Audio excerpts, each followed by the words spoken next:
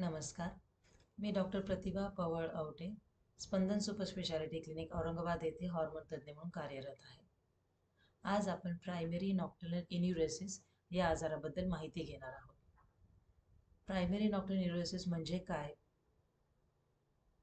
काही पालक आपल्याकडे तक्रार घेऊन येतात, माझा मुलगा किंवा मुलगी आता 15 वर्षाचे आहे, 18 वर्षाचे आहे, पण अजूनही ते अंथरुणात लघवी करतात आणि लहानपणापासून हे चालूच आहे, कधीच बंद झालेलं नाही.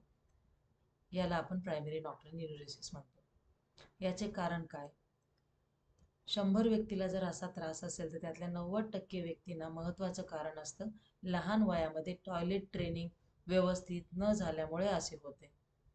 आणि बाकीचे जे व्यक्ती आहेत 10% व्यक्ती त्यांना कधी कधी लघवीमध्ये इन्फेक्शन होतं, त्यामुळे देखील होतं. रक्तातली साखर वाढणे, त्याला मधुमेह म्हणतो. लहान मुलांमध्ये देखील मधुमेह असतो, त्यामुळे देखील असा त्रास होतो. पण याचे महत्त्वाचे कारण म्हणजे टॉयलेट ट्रेनिंग योग्य पद्धतीने न झाल्यामुळे होते. साधारणतः नॉर्मल बाळ वयाच्या 5 वर्षापर्यंत अंथरुणात लघवी करणे योग्य आहे. 5 वर्षानंतर असं होत असेल तर त्याला आपण आजार म्हणतो. आणि याचं कारण काय? त्याला ट्रेनिंग नसल्यामुळे. मग ते कशी ट्रेनिंग द्यायची बाळाला या वयात? आताही आपल्याला ट्रेनिंग देता येते. सर्वात महत्त्वाचं म्हणजे बाळाला झोपण्यापूर्वी 2 तास आधी पाणी पिणे बंद केलं पाहिजे.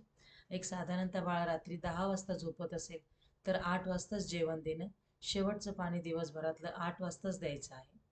आणि दररोज रात्री झोपण्यापूर्वी बाळाला बाथरूमला घेऊन जायचं आणि मगच बाळ झोपणार. हे झाल्यानंतर आपण अलाराम क्लॉक सेट करतो. आई किंवा वडील यांना आपण आळीपाळीनं रिस्पॉन्सिबिलिटी देतो, रात्री जागरण करायचं आहे.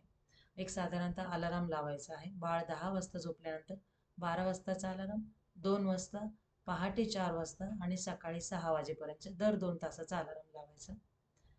आज जर वडिलांची ड्युटी असेल तर वडिलांनी रात्री 10 वाजल्यानंतर बाळ झोपला की बाथरूमला नेऊन आणून झोपवायचं. 10 नंतर 12चा अलाराम झाला की बाळाकडे जाऊन बघायचं रात्री लघवी केली का. नसेल तर परत एकदा 2 वाजता जायचं, तेव्हा लघवी केली का, नाही. परत 4 वाजता जेव्हा वडील जातात बाळाकडे, जर 4 वाजता अंथरुणात लघवी केलेली आहे बाळाने, याचा अर्थ 2 वाजेपर्यंत लघवी होत नाही, 2 ते 4च्या दरम्यान लघवी केलेली आहे. आणि असं जेव्हा समजते तर दुसऱ्या दिवशी रात्री 10ला बाळ झोपल्यानंतर 2 वाजता बाळाला उठून बाथरूमला घेऊन जायचं आणि परत आणून झोपवायचं. 2 नंतर परत 4 वाजता उठून बघायचं पुन्हा लघवी केले का. नसेल तर परत 6 वाजता जायचं. 6 वाजता पुन्हा लघवी केली आहे म्हणजे साधारणतः 4 ते 6च्या दरम्यान बाळाला युरिन होते. असं असेल तर त्याच्या पुढच्या दिवशी 10 वाजता एकदा बाथरूमला नेऊन आणायचं, पहाटे 2 वाजता परत एकदा उठून बाथरूमला घेऊन जायचं आणि 6 वाजता पुन्हा एकदा बाथरूमला, 6च्या आधी म्हणजे साधारणतः 5 वाजता परत एकदा बाथरूमला घेऊन जायचं. म्हणजे हळूहळू बाळाला आपल्याला टॉयलेट ट्रेनिंग दिली जाते. बाळाला लघवी आल्यानंतर स्वतः उठून जाण्याची सवय लावतो आपण. पहिल्या दिवशी रात्री लघवीला एकदा झाली तर कॅलेंडरला मार्क करायला सांगतो आपण. साधारणतः आज 1 जानेवारी आहे तर आपण कॅलेंडरमध्ये 1 वेळा मार्क करणार.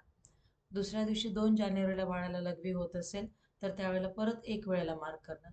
3 जानेवारीला जेव्हा आपण बाळाला 2 वेळा रात्रीतून उठवतो आणि लघवीला झालंच नाही तर 3 जानेवारीला कॅलेंडरला आपण क्रॉस करतो.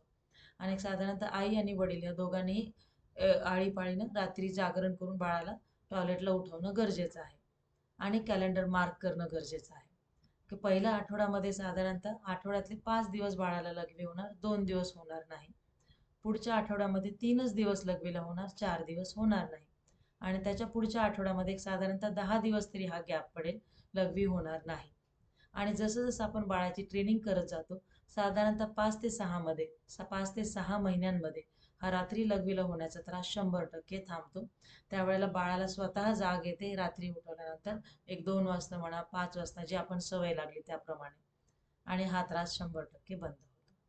धन्यवाद.